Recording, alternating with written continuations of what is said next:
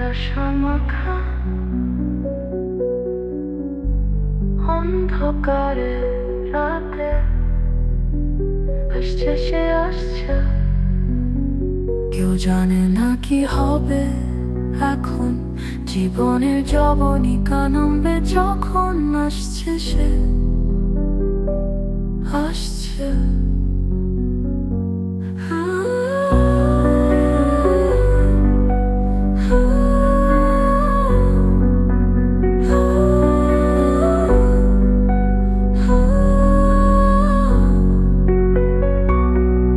Rainbow media স্টুডিওতে আপনাকে জানাই স্বাগত। জীবনের যবনিকা নামবে যখন আসছে সে আসছে।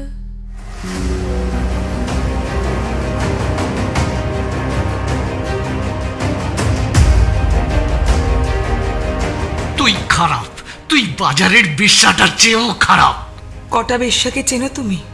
এই মুখ খারাপ করবি না, একদম মুখ খারাপ করবি না বলে দিচ্ছি। মুখ যে কার খারাপ তা তো বোঝাই যাচ্ছে। চুপ, একদম চুপ। তুমি চুপ। তুমি চুপ করবে। তারপর সব নিথর, নিস্তব্ধ, ঠিক শুরু হবার আগে যেমনটা ছিল তেমনই।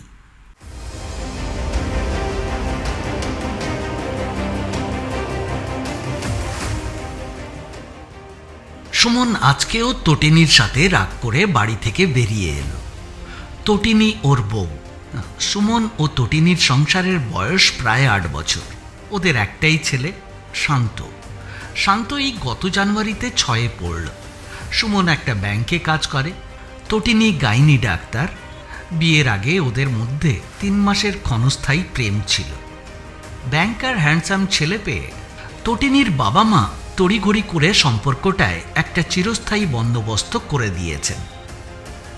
এমন না যে সুমন খুব খারাপ ছেলে, এমনও না যে তটিনী মোটেও সাপোর্টিভ ছিল না, তাও কোথাও যেন কেটে গেছে সুর, যার ফলে এই দম্পতির নিত্যসঙ্গী হচ্ছে ঝগড়া। ওরা প্রতিদিন যতবার খায় তার চেয়েও কমপক্ষে একবার বেশি ঝগড়া করে। ব্যাপারটা শুরু আসলে তটিনীর চাকরিটা নিয়েই। তটিনীর কাজের একটা বৈশিষ্ট্য হচ্ছে তাকে কল পাওয়া মাত্রই হাসপাতালে ছুটে যেতে হয়। সেই কল আসার কোনো টাইম টেবিল নেই। রাতে, দিনে, ঘুমে, জাগরণে, শয়নে, স্বপনে যে কোনো সময় বিনা নোটিশে কল চলে আসতে পারে। কারণ বিধাতা প্রসব বেদনার কোনো টাইম টেবিল দেননি। যে কোনো সময়েই আসন্ন নবজাতকের জন্মলাভের প্রচণ্ড যুদ্ধের দামামা মায়ের কণ্ঠস্বর বেয়ে প্রসব বেদনা হিসেবে তীব্র নিনাদে আত্মপ্রকাশ করতে পারে। সুতরাং ফলাফল প্রতিদিন ঝগড়া। ঝগড়া অবশ্য সুমনই শুরু করে। তটিনীর আর এই সংসার ভালোই লাগে না।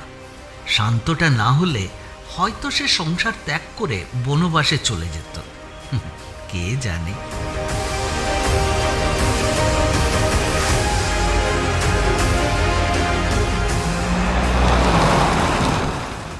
সুমন গাড়ি চালাচ্ছে অজানার উদ্দেশ্যে।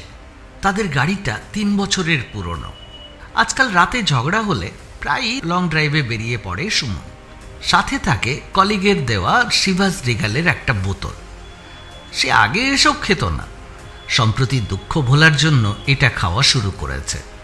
যদিও দুঃখ ভোলানোর মতো কোনো ক্ষমতা মদ্যজাতীয় পানীয়ের নেই, তাদের যেটা আছে সেটা হচ্ছে জীবন ও মূল্যবোধ ধ্বংস করার চমৎকার ক্ষমতা। গাড়ির স্টিরিওতে একটা গান চালিয়ে দিল সে।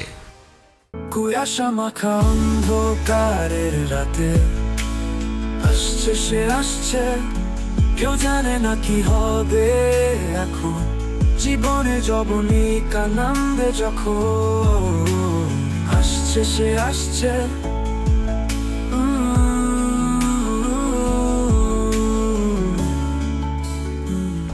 ঠিক সেই মুহূর্তেই পেছন থেকে কড়া চুরুটের গন্ধ এলো। সুমনের কানের একদম কাছে এসে কে যেন ফিসফিস করে বলল, এই কি সমস্যা তোর? সুমন এত ভয়াবহভাবে চমকে উঠল যে স্টিয়ারিং এর উপর থেকে তার নিয়ন্ত্রণ চলে গেল। গাড়িটা বিপজ্জনকভাবে বাম লেন থেকে ডান লেনে চলে গেল। সুমন চেয়ে দেখল ঠিক তার দিকেই প্রচন্ড বেগে ছুটে আসছে একটা বাস। সুমন মাথাটা ঝাড়া দিয়ে গাড়িটার নাক ঘুরিয়ে আনলো এবং একটুর জন্য দুর্ঘটনার হাত থেকে বাঁচতে সক্ষম হলো। বাসটা সাই সাই করে পাশ দিয়ে চলে যেতেই স্বস্তির একটা নিঃশ্বাস ফেলে গাড়িটা থামালো সে। আর ঠিক তখনই তার কানের কাছে আবার কে যেন বলে উঠল, আর একটু হলে তো মরেই যাচ্ছিলি। সুমন আবার ভয়াবহভাবে চমকে উঠল। তার গাড়ির পেছনের সিটে কে? সে তো কাউকে উঠতে দেয়নি। আগে থেকে লুকিয়েছিল নাকি? কিন্তু গাড়ির চাবি তো তার কাছে। তবে সুমন আর চোখে আয়নায় দেখল, পেছনের মানুষটার কালো পোশাকটা বোঝা যাচ্ছে, মুখটা ঢেকে আছে অন্ধকারে, গা থেকে আসছে কড়া চুরুটের গন্ধ। সুমন একটু সাহস নিয়ে বলল, কে আপনি?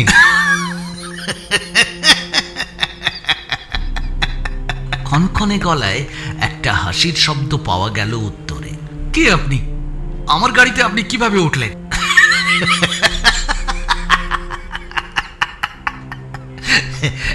আমার গাড়িতে তো আমি উঠবই। ততক্ষণে গাড়ির মধ্যে কেমন যেন ঠান্ডা একটা আবহাওয়ার সৃষ্টি হয়েছে। কেমন পচা পচা একটা গন্ধ যেন পাওয়া যাচ্ছে একটু একটু করে। পেছন থেকে উত্তর এলো, আজ থেকে 3 বছর আগে এই গাড়িটা কিনেছিলাম আমি, কিন্তু প্রথমবার চালানোর আগেই একটা ট্রাক অ্যাক্সিডেন্টে আমি মারা যাই। বরফের মতো ঠান্ডা একটা হাত স্পর্শ করলো সুমনের অনাবৃত গলা। সুমন প্রচন্ড ভয়ে চিৎকার করে উঠল। রহস্যময় চরিত্রের রক্তাক্ত মুখমণ্ডল এবার দেখা গেল। বিকৃত সেই মুখমণ্ডল দেখে সুমনের হৃৎস্পন্দন প্রায় বন্ধ হয়ে আসতে লাগলো। ভয়ে আদমরা সুমনকে সে বলল, তুই ভয় পাস না, তোকে আমার পছন্দ হয়েছে। বল, তোর কি দুঃখ আছে বল।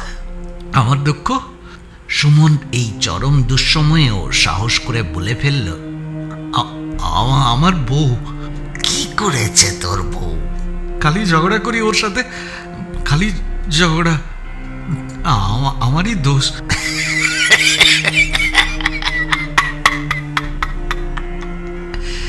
একটা কাজ করতে পারলে তোদের মধ্যে আর ঝগড়া হবে না। সুমন অজ্ঞান হয়ে যাওয়ার আগের মুহূর্তে বলল, কি কি কাজ? কালকে 24 ঘন্টার মধ্যে তোর বউ যদি তোকে ভালোবেসে চুমু দেয়, তাহলেই তোরা সারা জীবন সুখে থাকবি। আর যদি না দেয়, সারা জীবনের জন্যে মুছে যাবি তুই পৃথিবীর ইতিহাস থেকে।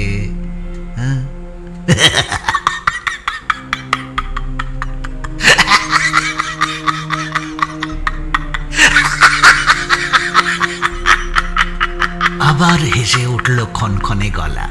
তার গা থেকে আসতে লাগলো পচা গলা মাংসের গন্ধ।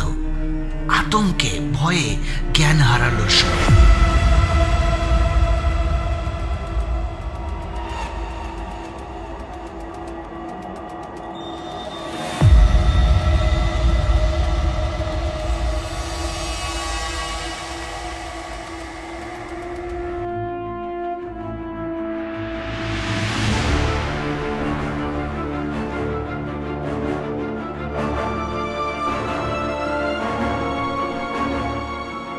আজ শুনবেন একটি অদ্ভুত মনস্তাত্ত্বিক গল্প, অবচেতনে, ব্যোমকেশ।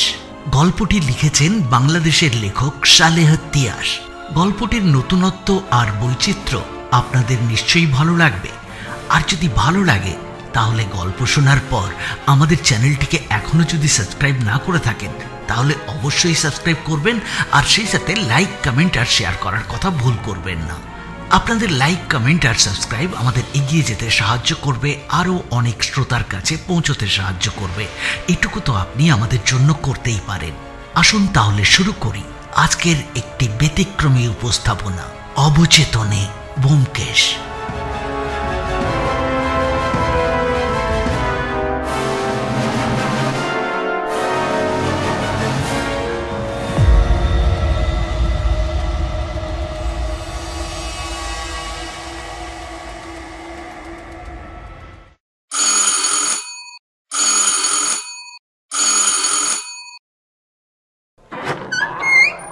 কোথায় ছিলে তুমি সারা রাত? আমি আসলে কি জানো, সরি। তোমাকে কত জায়গায় খুঁজেছি জানো? আমি একা একটা মেয়ে রাত বিরেতে কত জায়গায় ফোন করেছি, কত জায়গায় গিয়েছি। আর হবে না। সত্যি আমি না একটা ব্যাপার কিছুতেই বুঝতে পারি না, জানো তো সুমন। আর সেটা হলো, বিধাতা ভালোবাসার প্রতিদানে কষ্ট কেন দেয়? মানুষ ভালোবেসে ভালোবাসা ফেরত পাবে, তা না পেয়ে কষ্ট যে কেন ফেরত পায়, সেটা বলতে পারো? সুমন তটিনীকে আর একটি কথাও বলার সুযোগ না দিয়ে জড়িয়ে ধরল। তটিনী অসাড় হয়ে পড়ে রইল তার বাহুবন্ধনে। তটিনীর সমস্ত অসাড়তাকে তুচ্ছ করে সুমন তটিনীর ঠোঁটে নিজের ঠোঁট ডোবাল। প্রথমে কিছু না, তারপর অসাড় বরফের টুকরো গলতে শুরু করলো একটু একটু করে।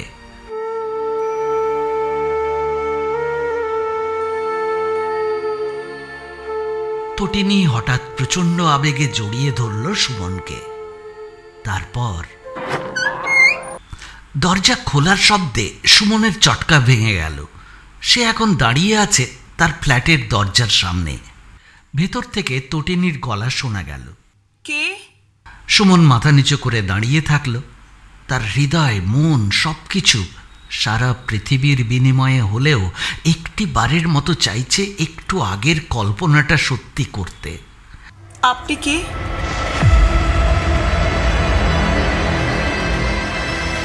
সুমন প্রথমে নিজের কানকে বিশ্বাস করতে পারল না। সে ভাবল এটা হয়তো তটিনীর অভিমানের একটা অংশ। প্রচণ্ড অভিমান করলে হয়তো মেয়েরা এভাবেই চির আপনকে পর করে দেয়, অন্তত দেবার ভান করে। সুমন আস্তে আস্তে মাথা তুলল। তার মুখে স্পষ্ট অপরাধী ভাব। কাকে খুঁজছেন? সুমন কি বলবে ভেবে পেল না। তটিনী তাহলে সিরিয়াসলি মাইন্ড করেছে। অবশ্য করারই কথা। রাগের মাথায় সে যে কি বলে ফেলে সে নিজেও জানে না। চিন্তাটা শেষ হবার আগেই সশব্দে বন্ধ হয়ে গেল দরজা। সুমনের এবার একটু রাগ হলো। এটা তার নিজের টাকায় ভাড়া নেওয়া ফ্ল্যাট, আর বউ না হয় একটু অভিমান করেছে, ঠিক আছে। না চেনার ভান করছে, তাও ঠিক আছে, কিন্তু নিজের বাড়িতে ঢুকতে দেবে না? ফাজলামি নাকি? সুমন আবার কলিং বেলে চাপ দিল।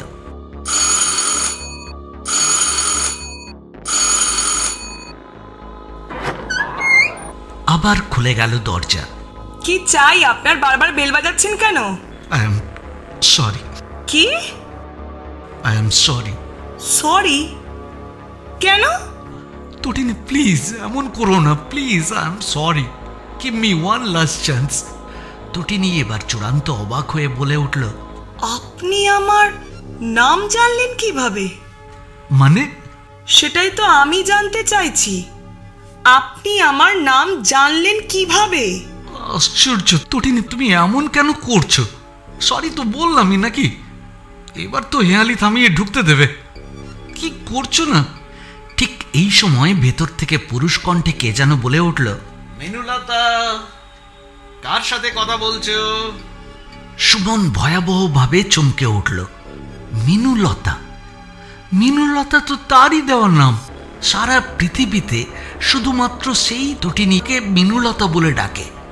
বিনিময়ে তটিনী তাকে ডাকে ময়নার বাপ নামে। কিন্তু কে এই রহস্যময় পুরুষ? সে কিভাবে জানলো এই দাম্পত্য রহস্য? তবে কি তার অনুপস্থিতিতে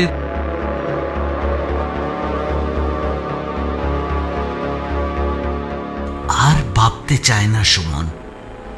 খালি গায়ে লুঙ্গি পরা এক যুবক পেছন থেকে এসে দাঁড়ালো। শোনো, দেখো, এই উদ্ভট লোকটা বারবারই বেল টিপে যাচ্ছে। কি সব সরি টরি বলছে, আর কিভাবে যেন আমার নামটাও জানে। সুমন হতভম্ব হয়ে একবার তটিনী একবার যুবকের দিকে তাকালো। যুবকটি বলল, কে ভাই এই সকালে এসে ঝামেলা করছে? আমার বউকে আপনি চেনেন? কার বউ? বাকশক্তি যেন রোহিত হয়ে যায় সুমনের। কার আবার? আমার? আপনি কে ভাই? ওর কোনো পুরনো প্রেমিক? হ্যাঁ বলে যুবক নির্মল হাসিতে লুটিয়ে পড়ে। সুমনের মাথা এলোমেলো হয়ে যায়। ব্যাপারটা কি? সে কি স্বপ্ন দেখছে নাকি পাগল হয়ে যাচ্ছে? আরে কি ব্যাপার ভাই, বোবা নাকি? কথা বলছেন না কেন? সুমন হঠাৎ উত্তেজিত হয়ে তটিনীর হাতটা খপ করে ধরে ফেলে বলে, অনেক হয়েছে নাটক, ফাজলামি রাখো। একে কোথা থেকে জোগাড় করেছো? হ্যাঁ? তটিনী সুমনের হাতটা সজোরে ছাড়িয়ে নেয়। ছি, পরস্ত্রীর হাত ধরতে লজ্জা করে না একটু? চুপ চুপ করো তুমি, বন্ধ করো এই নাটক, বন্ধ করো। তটিনী এবং সুমনের মধ্যবর্তী অঞ্চলের দখল নেয় লুঙ্গি পরা যুবক। সুমনের কলারে হাত রেখে সে বলে, মদ খেয়ে মাতলামি করতে এসছো? হ্যাঁ, ধ্যাস্টামি করতে এসছো এখানে? সুমন এক ঝটকায় নিজেকে ছাড়িয়ে নিয়ে বলে, এই তুই কে? হ্যাঁ? তটিনী, আমার বউ, এইটা আমার বাড়ি, তুই কে রে? তুই কে? কি? প্রচন্ড অবাক হয় যেন ছেলেটা। তোর বউ? তোর? আরে মদ খেয়ে টাল হয়ে এসছে মাতাল কোথাকার। অন্যের বউকে নিজের বউ মনে করছিস হারামজাদা? সুমন তটিনীর দিকে গভীর করুণার দৃষ্টিতে তাকিয়ে বলল, কি বলছে এই কথাগুলো? হ্যাঁ, কি বলছে এই কথাগুলো? তুমি বলো, আমি তোমার হাজবেন্ড কিনা? হ্যাঁ, আমাদের 8 বছর হলো বিয়ে হয়েছে, নয়? পাগল ছাগল কোথাকার বলেই ভেতরে চলে যায় সে। যুবক লুঙ্গিটাকে ভালো করে বেঁধে নিয়ে বলে, এই তুই যাবি নাকি গার্ড ডাকবো? এই হারামজাদা! সুমন হঠাৎই চিৎকার করে যুবকের উপর ঝাঁপিয়ে পড়ে। যুবকের লুঙ্গিটাই থাকে তার প্রাইমারি টার্গেট, কিন্তু চমৎকারভাবে শেষ মুহূর্তে সরে যাওয়ার ফলে সুমন তার কাঙ্ক্ষিত আরাধ্য লুঙ্গিটাকে ধরতে পারে না, বরং দরজার কোণে মাথা ঠুকে যায় তার।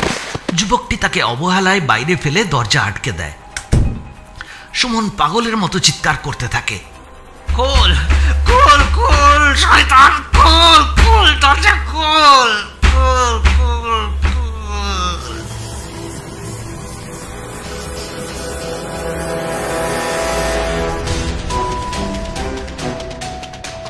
ঠিক তখনই সিঁড়ি ভেঙে নিচে নামছিলেন 8 তলার বাসিন্দা মনোরঞ্জন বাবু। সজ্জন মানুষ, বিপত্নিক। সুমনের সাথে বেশ ভালো সম্পর্ক তার। মনোরঞ্জন বাবু অবস্থা দেখে বললেন, কি ব্যাপার ভাই? সুমন তাকে দেখে যেন ধরে প্রাণ ফিরে পেল। সে অভিযোগের সুরে বলল, দেখুন না দাদা, কাল রাতে না হয় একটু ঝগড়া করে বেরিয়ে গিয়েছিলাম, রাতটা বাইরেই কাটিয়েছে, অথচ আমার স্ত্রী এখন আমাকে চিনতেই পারছে না। এমনকি কোথাকার একটা ছেলে এসে আমার ঘরের মধ্যে বসে আছে, আমার স্ত্রী বলছে সেই নাকি তার হাজবেন্ড। কি করি এখন বলুন তো? মেয়েটা কি পাগল হয়ে গেল নাকি? মনোরঞ্জন বাবু তীক্ষ্ণ দৃষ্টিতে সুমনের দিকে অনেকক্ষণ তাকিয়ে রইলেন, তারপর বললেন, না, পাগল মনে হচ্ছে আপনি। আপনি কে?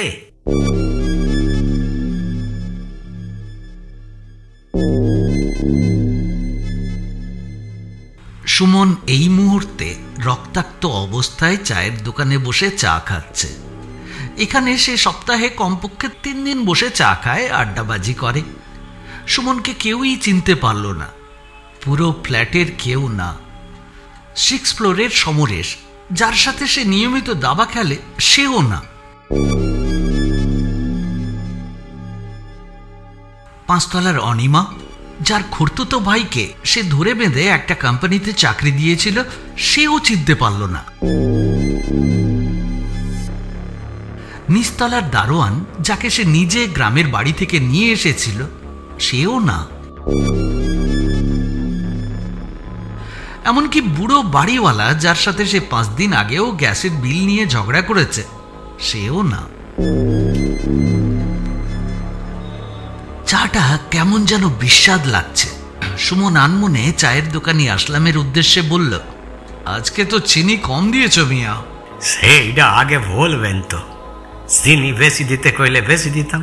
কেন? তুমি জানো না আমি চায়ে চিনি বেশি খাই? কেমনে জানুন?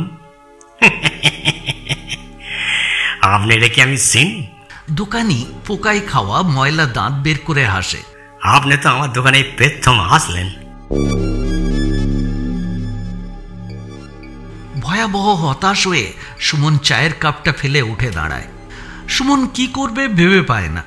আজ তার ব্যাংক বন্ধ। ব্যাংকে গেলেই তো সব সমস্যার সমাধান হয়ে যাবে, ওখানে নিশ্চয়ই সবাই তাকে চিনবে। কিন্তু আজ তো ব্যাংক বন্ধ।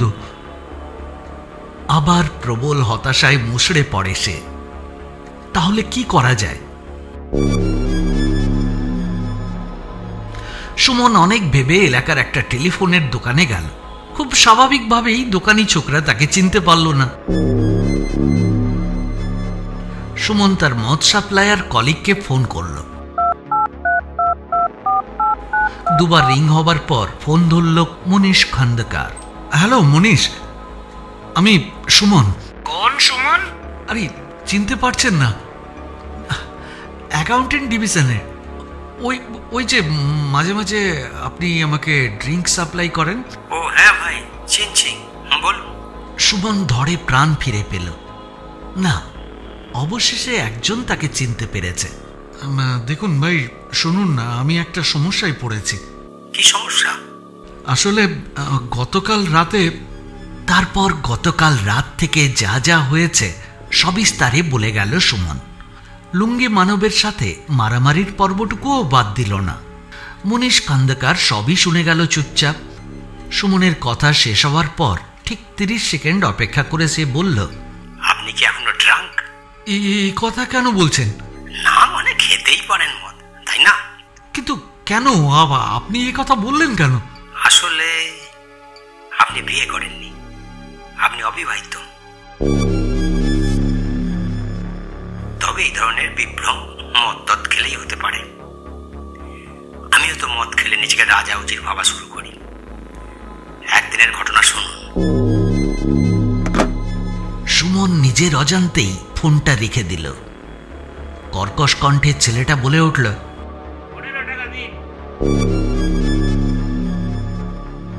এর ঠিক 10 মিনিট পরে সুমনকে লজ্জিত মুখে বের হয়ে আসতে দেখা গেল। তার পকেটে মানি ব্যাগ ছিল না।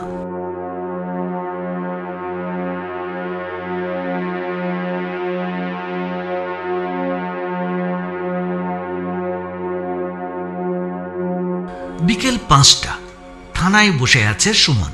3টের দিকে তটিনী ও ওই রহস্যময় লুঙ্গি মানবের নামে একটা কেস ফাইল করেছে সে। পুলিশ প্রথমে কেসটা নিতে চায়নি, পরে সে নিজের পরিচয় দেওয়াতে কেসটা নিয়েছে। থানার ওসি করিতকর্মা লোক, সাথে সাথে খবর নেওয়া শুরু করেছেন। অবশেষে ওসির রুমে ডাক পড়ল সুমনের। সুমন গেল, বসল। ওসি বললেন, আপনার কি রিসেন্টলি কোনো মেন্টাল ব্রেকডাউন হয়েছে? এ কথা কেন বলছেন? মানে মেন্টাল ব্রেকডাউন হলে মাঝে মাঝে মানুষের হ্যালুসিনেশন হতে পারে, যা নয় তাই দেখতে পারে সে। এমনকি ডিলিউশনও হতে পারে। নিজেকে একটা ফ্যামিলির অংশ ভাবতেই পারে সে, যেটার সাথে তার আসলে কোনো সম্পর্কই নেই। আপনি কি বলতে চাইছেন? আমি বলতে চাইছি, আপনি যাকে আপনার স্ত্রী হিসেবে ক্লেম করছেন তিনি আসলে আপনার স্ত্রী নন। যে বাড়িটিকে আপনি আপনার নিজের বাড়ি ভাবছেন সেটি আপনার নিজের বাড়ি নয়। মিসেস তটিনী চৌধুরী ও অয়ন চৌধুরী 8 বছর ধরে বিবাহিত। তাদের একটা বাচ্চাও আছে, শান্ত। শান্ত? শান্ত এর মধ্যে ইনভলভ? ছোট্ট বাচ্চাটাকে কিভাবে ওরা হাত করলো? দেখুন মিস্টার, শান্তকে আমরা আপনার ছবি দেখিয়েছিলাম, সে আপনাকে চেনে না। ওইটুকু বাচ্চা নিশ্চয়ই অভিনয় করবে না? প্লিজ প্লিজ আপনারা ওকে এখানে নিয়ে আসুন। আমার সামনে এলে নিশ্চয়ই ও সবকিছু স্বীকার করবে। আপনার জন্য আর কিছু করা আমাদের পক্ষে সম্ভব নয়। I am sorry. শুনুন শুনুন শুনুন, হঠাৎ কি যেন মনে পড়ে যায় সুমনের। তার মনে হয় এই বুদ্ধিটা তার আগে এলো না কেন। বলুন। আচ্ছা, আমি যদি ওই বাড়ির বাসিন্দা না হই, তাহলে কি করে আমি বাড়ির প্রত্যেকটা খুঁটিনাটি জানবো? ওই বাড়ির প্রত্যেক কোণায় কি কি আছে সেটা আমি কি করে জানবো? আর তটিনী যদি আমার বউ নাই হয়, ওর শরীরের খাঁজে খাঁজে কি আছে তা আমি কি করে জানবো বলুন? ওর শরীরের 3-3টা গোপন তিলের খবর আমি কি করে জানবো? সেক্ষেত্রে গোপনে বাড়িতে আড়ি পাতার জন্য আপনাকে গ্রেপ্তার করা হবে।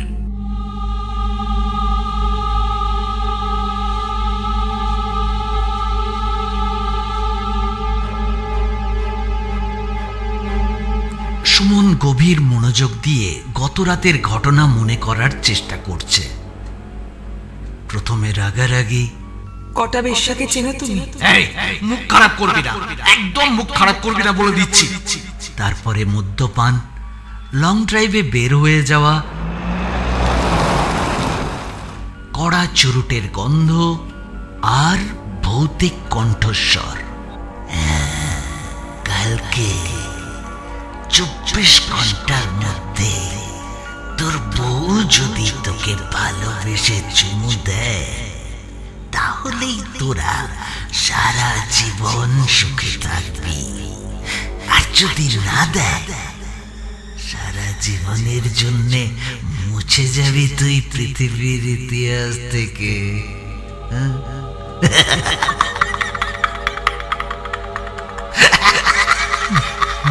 মুছে যাব পৃথিবীর ইতিহাস থেকে?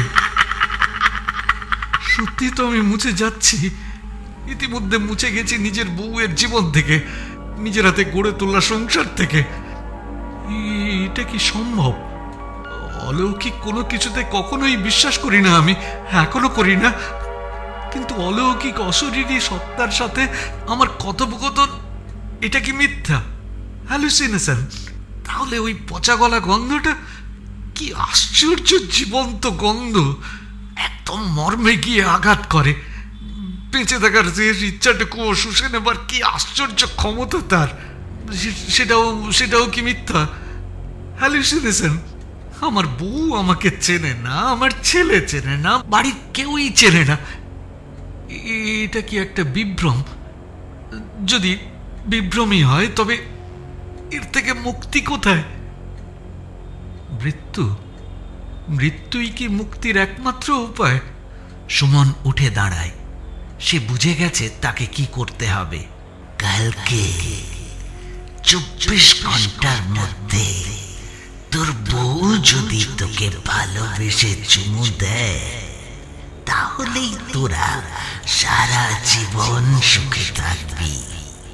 আর যদি না দেয়, এখন বাজে 5:30, আর মাত্র 6.5 ঘন্টা।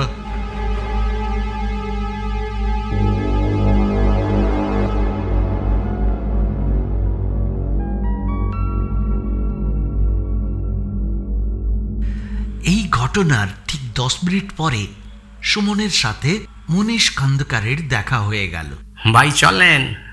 কোথায়? আমার এক পরিচিত ডাক্তার আছে। ডাক্তার? ডাক্তার কেন? কে অসুস্থ? কে আবার? আপনিই তো অসুস্থ। মানে কার কাছে নিয়ে যেতে চাইছেন আমাকে? সাইকিয়াট্রিস্টের কাছে। নিন, আর কথা না বাড়িয়ে চলুন। আমাকে কি আপনি পাগল ভেবেছেন? হ্যাঁ, আমি পাগল? আমি পাগল? কি বলছেন আপনি? চলুন ভাই প্লিজ, উনি হয়তো আপনার সমস্যার সমাধান করতে পারবেন।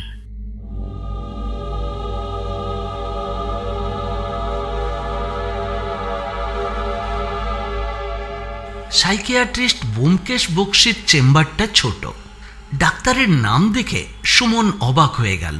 ব্যোমকেশ বক্সি তো শরদিন্দু বন্দ্যোপাধ্যায়ের লেখা বিখ্যাত গোয়েন্দার নাম। সেই নাম বাস্তব জীবনে যে কারোর হতে পারে সুমন ভাবতেও পারেনি। তাও কিনা আবার একজন সাইকিয়াট্রিস্ট ডাক্তার যার নাম ডক্টর ব্যোমকেশ বক্সি। চেম্বারটা ছোট হলেও কিন্তু যথেষ্ট অভিজাত এবং সুন্দর। নানা রকমের পেইন্টিং ও বিদেশি অ্যান্টিক শোপিসে ভরা ঘরটা। ঘরের বাইরে বড় সাইনবোর্ড, তাতে লেখা doctor Byomkesh Bakshi, MBBS, MPhil, psych, registered practitioner. Suman আর মনীষ নির্দিষ্ট চেয়ারে বসল। সুমন কুতকুতে চোখে চেয়ে তার সামনে উপবিষ্ট ডাক্তারের বৈশিষ্ট্যগুলো দেখতে লাগলো। অনেকক্ষণ ধরেই এগুলো লক্ষ্য করছে সে। ডাক্তার মাঝবয়সী, প্রচণ্ড স্মার্ট, পোশাক আশাকের দিকে ডাক্তারের দারুণ খেয়াল। ডাক্তার ব্যোমকেশ বক্সি বললেন, সুমনবাবু, আমি সব কথা শুনলাম। আপনার মনে প্রচণ্ড বিশ্বাস জনৈকা রমণী, আপনার বিয়ে করা বউ, সেই নারীর পুত্র আপনারই ছেলে। সেই নারীর সংসারের প্রকৃত ভাগীদার আপনি, অথচ সেই নারী বা সেই পুত্র কেউই ব্যাপারটা স্বীকার করছে না।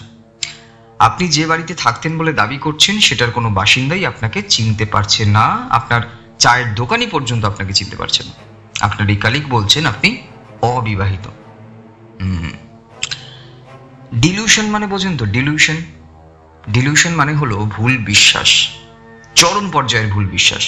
যেমন বিশ্বাস করা আমার কোনো মাথা নেই, যেমন বিশ্বাস করা আমি মারা গেছি, যেমন বিশ্বাস করা আমার একটা সংসার আছে, একটা ছেলে আছে, একটা ফ্ল্যাট আছে। তার মানে আপনি বলছেন এই সবই ডিলিউশন। কিন্তু তাহলে এই যে আমি আমার বউয়ের শরীরের প্রতিটি খাঁজের বর্ণনা দিতে পারি, এটাও কি ডিলিউশন? আমার ছেলের জন্মদাগ যে আমি চিনি, এটাও কি ডিলিউশন? ওই বাড়ির প্রতিটি ধূলিকণা চিনি, এটাকেও বলবেন ডিলিউশন? আপনি দাবি করছেন এগুলো আপনি জানেন, কিন্তু আসলেই জানেন কি? নাকি অন্যগুলোর মতো এটাও ডিলিউশন?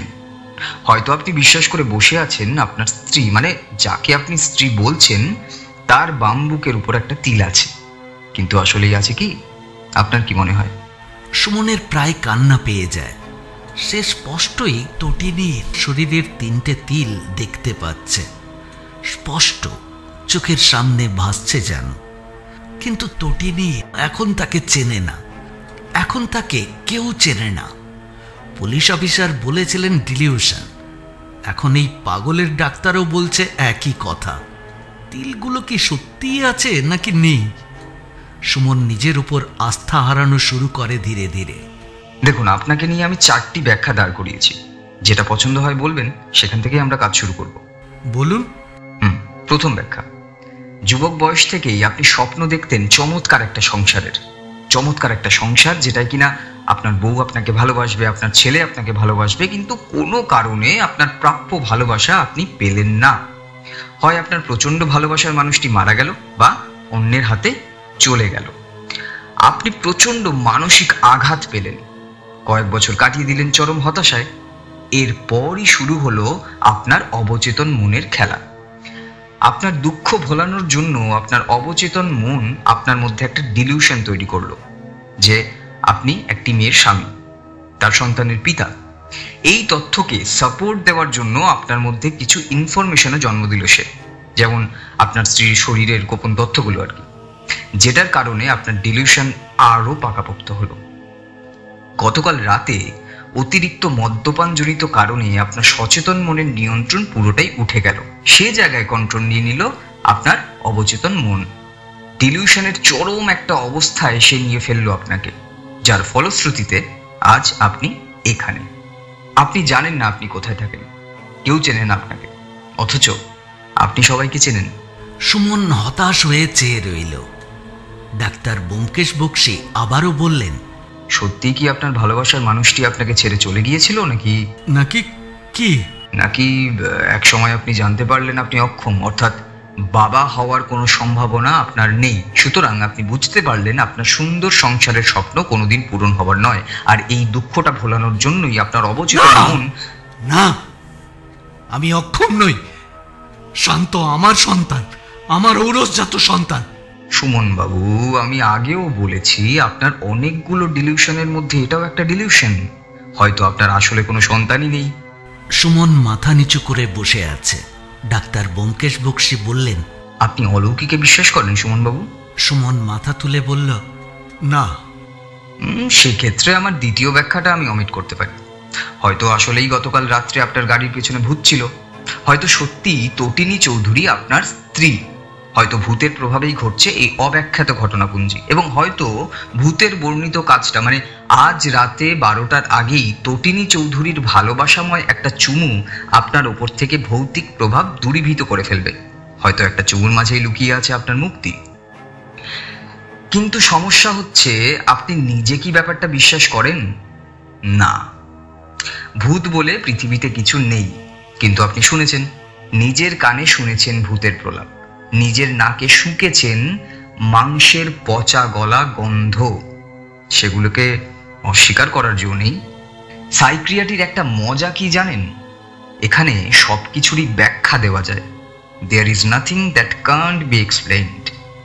হ্যালুসিনেশন মানে কি জানেন? ফলস পারসেপশন, মানে ভুল অনুভূতি। যেখানে কেউ নেই সেখানে আপনি মানুষ দেখতে পাচ্ছেন, ভিজুয়াল হ্যালুসিনেশন। কোনো শব্দের উৎস না থাকার পরেও কে যেন আপনাকে কানে ফিস ফিস করে আত্মহত্যা করতে বলছে, অডিটরি হ্যালুসিনেশন। কেউ স্পর্শ না করলেও আপনি কারোর স্পর্শ টের পাচ্ছেন। আপনার মনে হচ্ছে আপনার চামড়ার নিচ দিয়ে পোকা হাঁটছে, ট্যাকটাইল হ্যালুসিনেশন। এবার বলুন, কোনটাকে বেশি বিশ্বাসযোগ্য মনে হচ্ছে, অলৌকিককে নাকি সাইকিয়াট্রিকে? আপনি আসল কথাটা বলছেন না কেন? আচ্ছা, এমনটা কি হতে পারে না সবাই আমার বিরুদ্ধে অভিনয় করছে, সবাই আমার বিরুদ্ধে একটা অবস্থান দাঁড় করিয়েছে, যে যার মতো অভিনয় করছে? হতে পারে না বলুন? ডাক্তার ব্যোমকেশ বক্সী আর মনীষ খন্দকার পরস্পর মুখ চাওয়াচাই করলেন। ডাক্তার একটু কেশে বললেন, সেটার জন্য শক্ত মোটিভ লাগবে, আর এতগুলো মানুষকে একসাথে অভিনয় করতে রাজি করানো খুব একটা কঠিন ব্যাপার। আপনার কি মনে হয় কারোর পক্ষে এত বড় একটা এরিয়ার সবাইকে অভিনয় করতে রাজি করানো সম্ভব? বিশেষ করে আপনার নিজের ছেলে বলে যাকে ক্লেম করছেন তাকে অভিনয় করানো সম্ভব? সম্ভব নয়। আর আপনার বিরুদ্ধে অভিনয় করতে অন্যদের মোটিভ কি বলুন? কেন তারা আপনার এগেনস্টে যাবে? তারা কি আপনার শত্রু? এতগুলো মানুষ আপনার শত্রু? সুমন কোনো কথা বলতে পারল না। দেখুন, আমরা ডিলিউশন নিয়ে কথা বলেছিলাম, তখন একটা কথা বলা হয়নি। এক ধরনের ডিলিউশন আছে যেখানে একজন বিশ্বাস করে তার বিরুদ্ধে অন্য সবাই ষড়যন্ত্র করছে। ডাক্তার ব্যোমকেশ বক্সী একটু অবাক হয়ে পরক্ষণেই একটা হাসি উপহার দিয়ে বললেন, ঠিক তাই। যেখানে একজন বিশ্বাস করে তার বিরুদ্ধে অন্য সবাই ষড়যন্ত্র করছে, এরও একটা নাম আছে, শুনবেন? Paranoid dilution.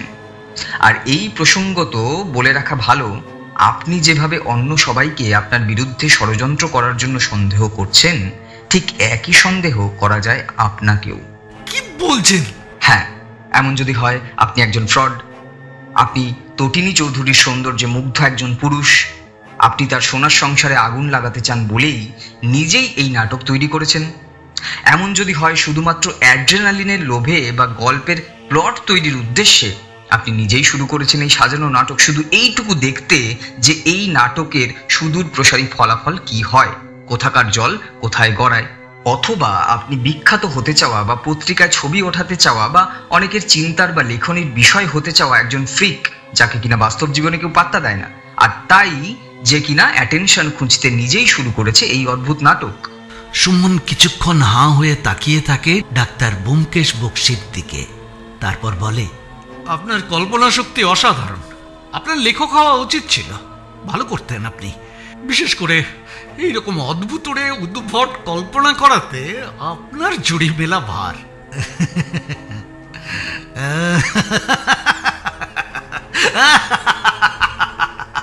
সুমন হাসছে।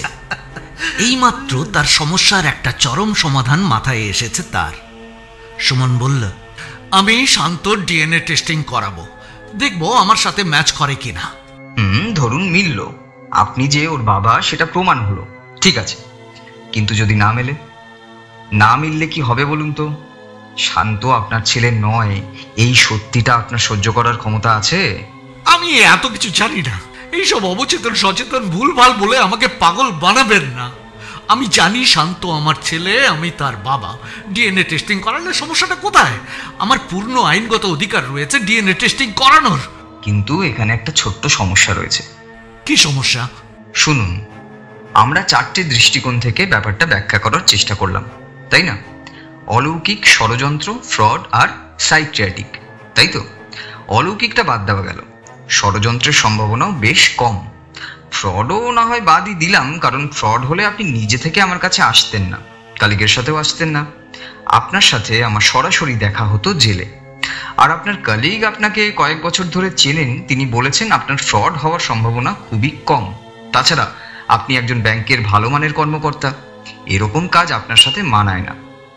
আর আপনার কলিগের সাথে আমার আগেই পরিচয় ছিল, তাই আশা করছি উনিও মিথ্যে বলবেন না। এখন বাকি থাকলো সাইকিয়াট্রিক ব্যাখ্যা। অথচ সাইকোলজিক্যাল ট্রমার কোনো স্মৃতি আপনার নেই। সেক্সুয়ালি আপনি অক্ষম কিনা সেটা আমি জানি না, কিন্তু আপনি বিশ্বাস করেন আপনি অক্ষম নন।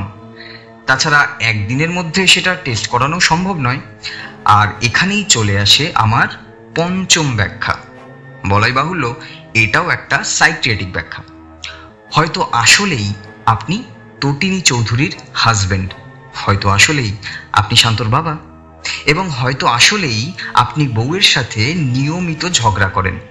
হয়তো আসলেই গত রাত্রে আপনি ঝগড়া করে বাসা থেকে বেরিয়ে এসেছিলেন, কিন্তু এই ঝগড়াঝাটির ব্যাপারটা আপনি মন থেকে পছন্দ করেন না। আপনার নিজেকে বড় অপরাধী মনে হয় ঝগড়াঝাটি করলে। আপনার অবচেতন মনে এই অনুতাপ জমা হচ্ছে অনেক দিন ধরে, অনেক দিন ধরে।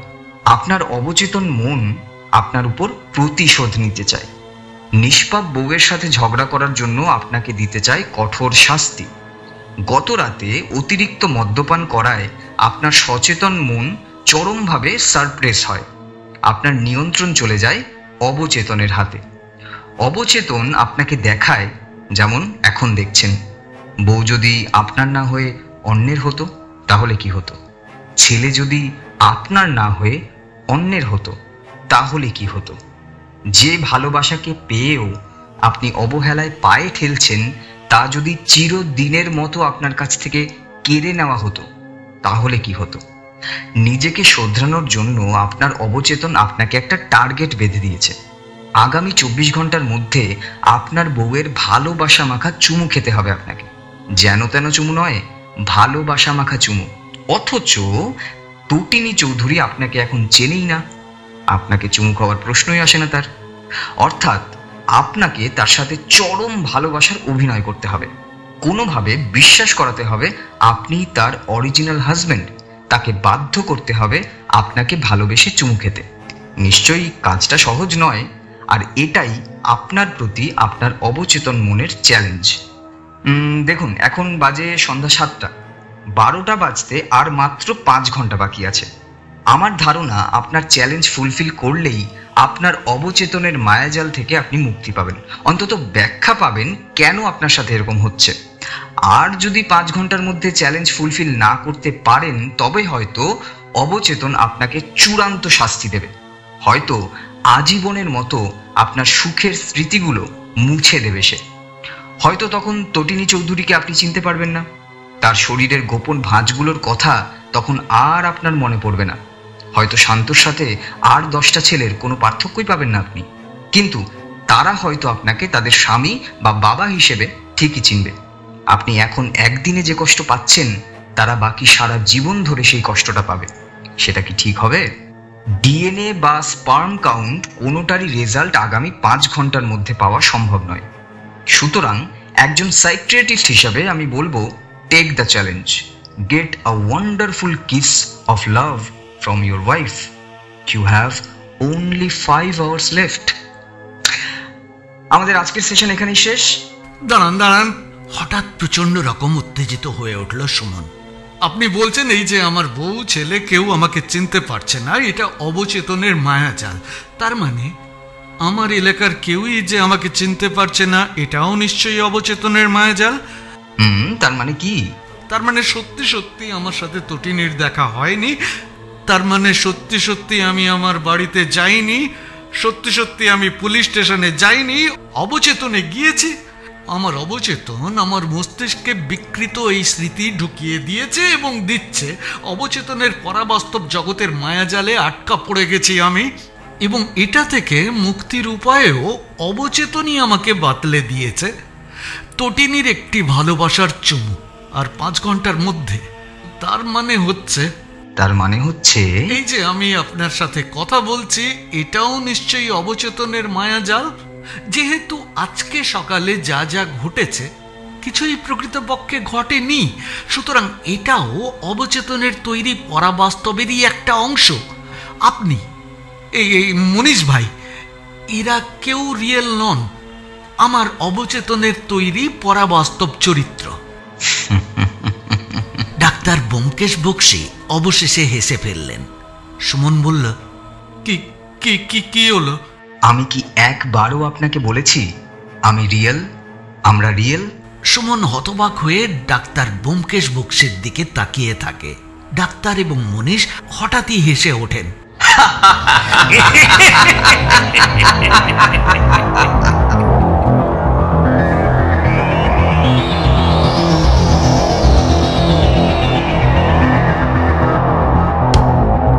সন্ধ্যে 7:30।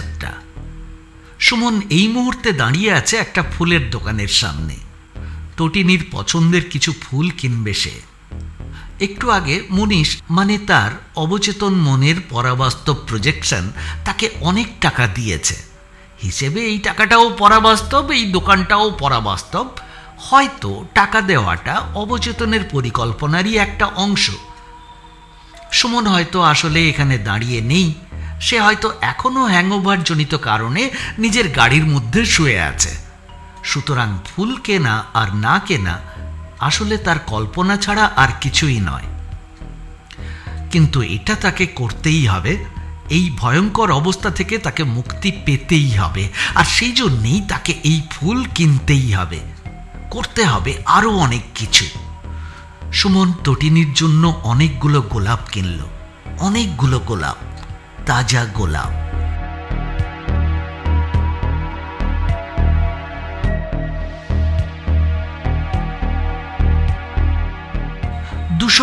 টাকা দিয়ে এক প্যাকেট ক্যাডবেরি চকলেট কিনল সুমন।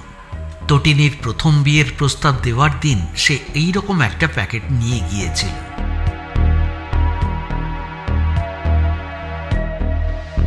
একটা সোনার দোকান থেকে চমৎকার একটা শোপিস কিনল সুমন।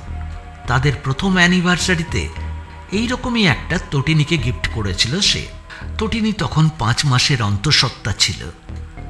বিধাতার ইচ্ছায় সেই সন্তানটি ভূমিষ্ঠ হয়েছিল মৃত অবস্থায়। জুয়েলারির দোকান থেকে একজোড়া দামি কানের দুল কিনল সুমন। গয়নার প্রতি কখনো কোনো আকর্ষণ ছিল না তটিনীর, তবু এই উপহার পেয়ে প্রচণ্ড খুশি হয়েছিল তটিনী। তারপর মাসখানেক চমৎকার কেটেছিল তাদের জীবন। খেলনার দোকান থেকে একটা ব্যাটারি চালিত হেলিকপ্টার কিনল সুমন। সাথে কিনল অনেকগুলো রঙিন রূপকথার বই। শান্ত গল্পের বইয়ের পোকা। মায়ের চোখ এড়িয়ে সে বেশ কয়েকটি গল্পের বই পড়ে ফেলেছে। সেগুলো অবশ্য তার বাবাই তাকে কিনে দিয়েছিল।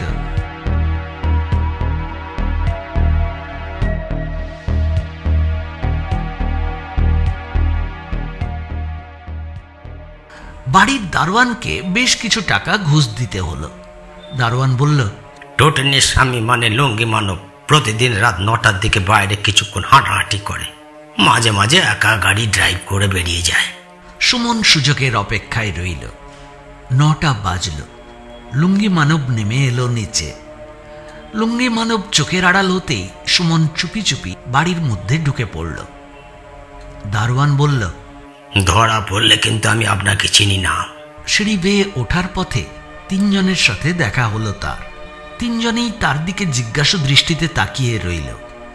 সুমন চোরের মতো মুখ করে তাদের দৃষ্টি এড়িয়ে গাদা গাদা গিফট নিয়ে নিজের ঘরের কলিং বেলের সুইচে চাপ দিল।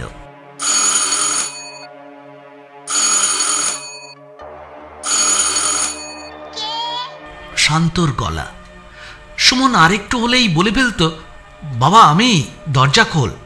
কিন্তু সেটা না বলে সে বলল, আমি তোমার রাজু আঙ্কেল, দরজা খোলো তো বাবা। রাজু তটিনীর কলি, মাঝে মাঝেই বাড়িতে এসে খেয়ে যায়। ব্যাচেলার, কিন্তু শরীর স্বাস্থ্য খারাপ, তাই সুমন কিছু মনে করে না। শান্তর সাথে রাজুর বেশ ভালো খাতির। শান্ত তার মাকে ডাকতে গেল।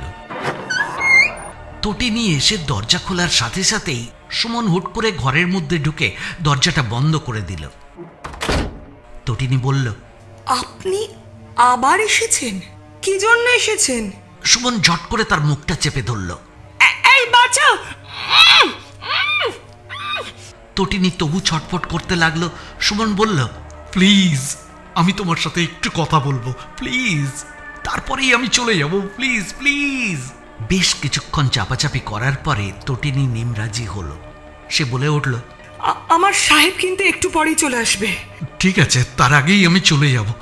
তারপর সুমন তাকে সব খুলে বলল।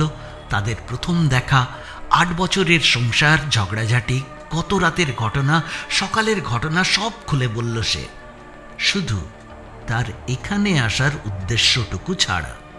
চুমুর কথাটা পরিকল্পিতভাবে উচ্চ রাখল সে। তটিনী হাঁ করে তার দিকে তাকিয়ে রইল। তারপর বলল, আপনি জানেন এটা আমার পক্ষে বিশ্বাস করা কোনোভাবেই সম্ভব নয়। সুমন তাকে উপহারগুলো দেখালো, মনে করিয়ে দিল বিশেষ বিশেষ দিনগুলি। মনে করিয়ে দিল বিশেষ বিশেষ কিছু স্মৃতি। কিন্তু তটিনীর কিছুই মনে পড়ল না। তখন সুমন তটিনীর ছোটবেলা থেকে যা যা জানে সব বলতে শুরু করলো।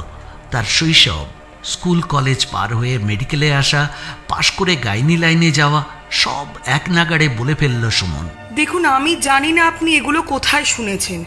হয়তো আপনি আমার কোনো বান্ধবীর হাজবেন্ড, তার কাছ থেকে এই কথাগুলো শুনে আপনি আমার সাথে প্র্যাকটিক্যাল যোগ করতে এসেছেন। সুমন এবার বাড়ির প্রত্যেকটি কোণের বর্ণনা দিতে লাগলো। এমনকি সে কার্পেটের নিচে মূল্যবান একটা কাগজ লুকিয়ে রেখেছিল, সেটাকে খুঁজে বার করলো। সেখানে নিজের হাতের লেখা দেখিয়ে এসে বলল, এটা দেখো দেখো দেখো, এটা আমার হাতের লেখা, এটা আমি ওখানে রেখেছি। ইম্পসিবল, নিশ্চয়ই ওটা আমারই সাহেব রেখে গেছেন। তাহলে এই হাতের লেখা কার? হ্যাঁ, এই হাতের লেখাটা দেখো, এটা কার? ওটা তো আমার সাহেবেরই হাতের লেখা। তার নাম কি সুমন? হ্যাঁ বলো, সুমন চৌধুরী। সুমন তো আমি। দেখুন, আপনার নাম সুমন কি না আমি জানি না, তবে আমার সাহেবের নাম কিন্তু সুমন চৌধুরী। হোয়াট? পুলিশ যে বললো ওর নাম অয়ন চৌধুরী। অয়ন ওর ছদ্মনাম।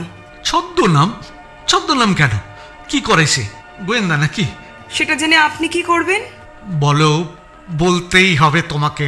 আপনি জোর করলে কিন্তু আমি চিৎকার করব। করো করো, যত খুশি চিৎকার করো। সুমন হঠাৎ করেই তটিনীর দিকে এগোতে গিয়েও আবার পিছিয়ে যায়। তার মূল উদ্দেশ্য তো ভালোবাসার চুমুটি পাওয়া, সেটা তো আর জোর করে হবে না। সুমন ঘরের খুঁটিনাটি বর্ণনা দেয়। তটিনী অবাক হয়ে পরক্ষণেই স্বাভাবিক হয়ে বলে, হয়তো আপনি আমার হাজবেন্ডের কোনো ফ্রেন্ড। আপনারা দুজনে মিলে আমার সঙ্গে প্র্যাকটিক্যাল যোগ করছেন, আর এইসব বর্ণনা নিশ্চয়ই আমার হাজবেন্ডই আপনাকে দিয়ে থাকবেন। প্লিজ তটিনী, প্লিজ বোঝার চেষ্টা করো। ও নয়, আমি তোমার প্রকৃত হাজবেন্ড। শান্ত আমার ছেলে। শান্তকে ডাকো, শান্তকে ডাকো, ওকে জিজ্ঞেস করো। শান্তকে ডাকা হলো। শান্ত সুমনকে চিনতেই পারল না। হঠাৎ করেই ভ্যাঁ করে কেঁদে উঠল সে। তটিনী তাড়াতাড়ি শান্তকে ভেতরে নিয়ে গেল। সুমন ঘড়ির দিকে তাকালো। 11টা বাজে। তটিনী বলল, আচ্ছা, তো আমি যদি আপনার স্ত্রী হই, তাহলে গত রাতে আপনি বেরিয়ে গেছিলেন কেন? আরে, এতক্ষণের কষ্টে তাহলে কাজ হয়েছে। সুমন লজ্জিত স্বরে বলল, আসলে আমি তোমাকে খুব ভালোবাসি, কিন্তু তোমার রাতে ডিউটি করাটা না আমার পছন্দ নয়। এমনকি তোমাকে কিছুটা সন্দেহ করতে শুরু করেছিলাম আমি। তাছাড়া অফিসের এক কলিগ আমাকে মদ খাওয়া ধরিয়েছে। মদ খেলে কি বিদ্যে বুদ্ধি ঠিক থাকে বলো? এই জন্যেই আমি সত্যি নিজেই প্রতিদিন ঝগড়া শুরু করি, নিজেই তোমাকে গালাগালি করি, তারপর নিজেই বেরিয়ে যাই। কালকেও তাই হয়েছে। আজ সকালে ভেবেছিলাম তোমার কাছে ক্ষমা চাইতে আসবো, মন প্রাণ উজাড় করে ক্ষমা চাইতে আসবো। মদ ছেড়ে দেবো আমি চিরদিনের মতো। বিশ্বাস করো, আমি তোমাকে সত্যিই ভালোবাসি, সত্যিই খুব ভালোবাসি, জীবনের চেয়েও অনেক বেশি ভালোবাসি। কিন্তু এখন তটিনীকে এবার যেন একটু আগ্রহী দেখায়। তার মানে আপনি আমাকে বুঝতেই পারছেন, সত্যি ভালোবাসেন? না মানে সত্যি খুব ভালোবাসেন, জীবনের চেয়েও বেশি ভালোবাসেন? হ্যাঁ হ্যাঁ হ্যাঁ, প্রচন্ড ভালোবাসি। তার মানে আমি মনে হয় একটু একটু কাহিনীটা ধরতে পারছি। আপনি বলছেন আপনি আমার সাথে সংসার করেছেন 8 বছর। আপনি বলছেন আপনি শান্তর বাবা, এবং আপনি আমার সম্বন্ধে, শান্তর সম্বন্ধে সব খোঁজ খবর এসেছেন, তাই তো? তার মানে আপনি হয় একটা পাগল, না হলে চরম একজন অভিনেতা। আপনি কিভাবে যে এত কিছু জানলেন আমি জানি না, কিন্তু now just get out, get out.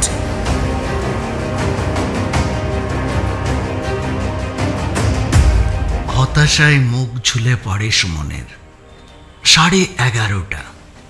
Suman বলল, প্লিজ প্লিজ আমাকে একটা শেষ সুযোগ দাও। কিসের সুযোগ? শেষ অস্ত্রটা খুব সাবধানে বের করে সুমন। তোমার শরীরের 3টা গোপন তিলের সন্ধান আমি জানি। কি কি বললেন আপনি? তোমার বাম বুকের ওপরে একটা তিল আছে, লালচে রঙের। একবার মেপেছিলাম আমি মিডলাইন থেকে 3 সেন্টিমিটার দূরে। ওটার নাম আমি দিয়েছিলাম ধ্রুবতারা। কি বললেন? ধ্রুবতারা। এই নাম আপনি কিভাবে জানলেন? কারণ ওই নাম আমিই দিয়েছিলাম। You scoundrel, get out! I said get out! Please একটু বোঝবার চেষ্টা করো। আমি যদি এই নাম না দেব তাহলে জানলাম কোথা থেকে? আপনি নিশ্চয়ই আমার হাজবেন্ডের কাছ থেকে এসব তথ্য জোগাড় করেছেন। আপনি কি করেছেন ওকে? এখনো আসছে না কেন? মেরে ফেলেছেন নাকি? প্লিজ তটিনী, প্লিজ একটু বোঝবার চেষ্টা করো। দেখুন, আমি কিচ্ছু বুঝতে চাই না। You just get out. Okay okay. এবার খুব সাবধানে শেষ ট্রাম্প কার্ডটা বের করে সুমন। শোনো তটিনী, অনেক হয়েছে। আমাকে এখানে আসতে কতজন দেখেছে জানো? 4 জন, কমপক্ষে 4 জন। কি বলতে চাইছেন আপনি? তুমি বলছো একটু পরেই তোমার হাজবেন্ড আসবে। হ্যাঁ ঠিক আছে, আসতে দাও তাকে। সে দেখুক বউ কার সাথে পরকীয়ায় লিপ্ত। সে দেখুক তার বউয়ের গোপন খবর কত মানুষ জানে। এটা আপনি করতে পারেন না? পারি, অবশ্যই পারি। আরো অনেক কিছুই করতে পারি, কিন্তু করব না। শুধু আমার যেটা পাওনা সেটা নিয়েই চলে যাব। আপনার কি পাওনা আছে বলুন? একটা চুমু, ভালোবাসায় ভরা একটা চুমু। শুধু তোমার একটা ভালোবাসায় ভরা চুমুই আমাকে এই দুঃস্বপ্ন থেকে মুক্ত করতে পারে। বিশ্বাস করো তুমি। ইম্পসিবল। পসিবল? কথা দিচ্ছি দুনিয়ার আর কেউ এটার সম্বন্ধে জানবে না, আর কেউ না। প্লিজ প্লিজ, আজকের পর থেকে তুমি আমাকে আর কখনো দেখবে না, কথা দিচ্ছি আমি। প্লিজ। তটিনী ভয়াবহ আতঙ্কগ্রস্ত মুখ নিয়ে কিছুক্ষণ ঘরের মধ্যে পায়চারি করল। একটু পরে সে বলল, আপনি আমার খুব গোপন কথা জানেন, আর এগুলো ফাঁস হলে আমি সবার কাছেই বিশ্বাসযোগ্যতা হারাবো, বিশেষ করে আমার স্বামীর কাছে। আমার তো আসলে কিছু করারই নেই। আপনি আমার অসহায়ত্বের সুযোগে আমাকে ব্যবহার করছেন। আমি জানি এই জন্য ভগবান আমাকে ক্ষমা করবেন, নিশ্চয়ই ক্ষমা করবেন। বলে তটিনী হঠাৎ এগিয়ে এসে সুমনের সতৃষ্ণ ঠোঁটে নিজের ঠোঁট ডুবিয়ে দিল।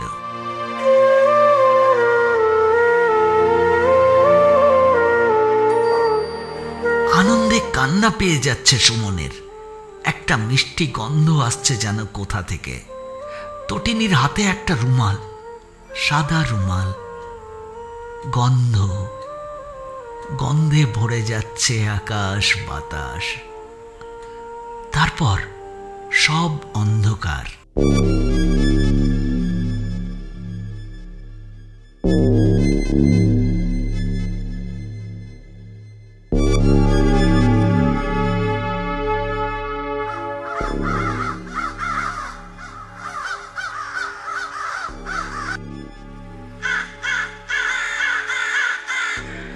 সকাল 6:30। সুমন ঘুম থেকে উঠে দেখল সে তার গাড়ির ড্রাইভিং সিটটাকে বেড বানিয়ে শুয়ে আছে। বাইরে হালকা রোদ। গাড়ি চালিয়ে নিজের বাড়িতে ফিরে এলো সে। ভয়ে ভয়ে বাড়িতে ঢোকার সময় দারোয়ান তাকে স্যালুট দিল। দারোয়ানকে সুমন জিজ্ঞেস করল, এই আজকের তারিখ কত? 25 তারিখ। মুখে ঈষৎ হাসি ফুটে উঠেই মিলিয়ে গেল সুমনের। ঝগড়া করে লং ড্রাইভে বের হয়ে যাওয়ার দিন তারিখ ছিল 24।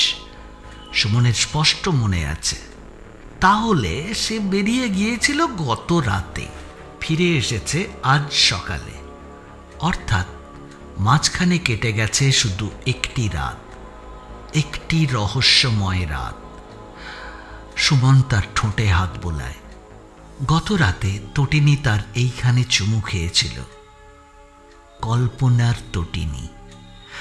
সুমন তার মাথাটা চেপে ধরে। সে জানে এই মাথার মধ্যেই কোথাও ঘাপটি মেরে বসে আছে তার অবচেতন মন, তার ভয়ানক প্রতিশোধ পিপাসু, অনুতপ্ত অবচেতন মন। তুমি কোথায় হারিয়ে গেছিলে? কোথায়? আমার কষ্ট লাগে না বুঝি? বলেই সুমনের বুকে ঝাঁপিয়ে পড়ল সে।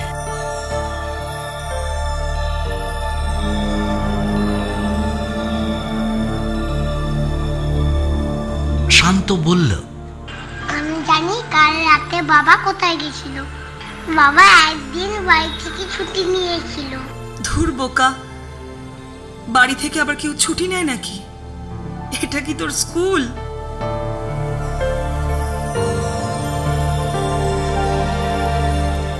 মনীষ কান্তকার বলল, কি ভাই, কোথায় হারিয়ে গিয়েছিলেন? বৌদি তো আপনাকে খুঁজে খুঁজে অস্থির। গেছিলেন নাকি ওইখানে? কোনখানে? আরে বুঝছেন না, ওইখানে। আচ্ছা যাই হোক, মাল লাগবে? বিদেশি মাল? ওসব খাওয়া আমি ছেড়ে দিয়েছি। ও গুড, ভেরি গুড। মালটা লিভারের ক্ষতি করে। সুমন ও তটিনীর দাম্পত্য জীবন এরপর থেকে খুব চমৎকারভাবে অতিবাহিত হতে লাগলো। সুমন বুঝতে পারে তটিনীর অভাবে সে এক মুহূর্তও বাঁচতে পারবে না। তটিনীও ভালোবাসা দিয়ে খুব চমৎকারভাবে তাদের নিজেদের মধ্যে ছোট ছোট সমস্যাগুলো সমাধান করে ফেলে। ওই ঘটনার পর থেকে একদিনের জন্যেও তাদের মধ্যে কোনো ঝগড়াঝাটি হয়নি, একবারের জন্যেও না, এক মুহূর্তের জন্যেও না। অতঃপর তাহারা সুখে শান্তিতে বসবাস করিতে লাগিল।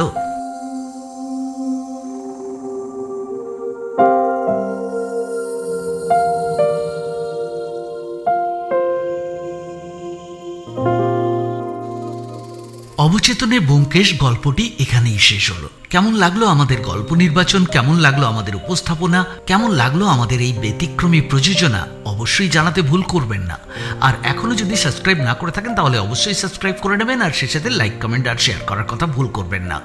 আজকের গল্প পাঠে অংশগ্রহণ করেছেন ডক্টর ব্যোমকেশ বক্সীর চরিত্রে হৃদ, তটিনীর চরিত্রে পারমিতা, শান্তর চরিত্রে বিম্বিসার, অন্যান্য চরিত্রে বিবেক, গল্প পাঠ ও সুমনের চরিত্রে আমি কমলেশ। আজ তাহলে এ পর্যন্ত, আবার দেখা হবে পরবর্তী গল্পে। সবাই ভালো থাকবেন, সুস্থ থাকবেন আর শুনতে থাকবেন রেনবো মিডিয়া স্টুডিও। নমস্কার।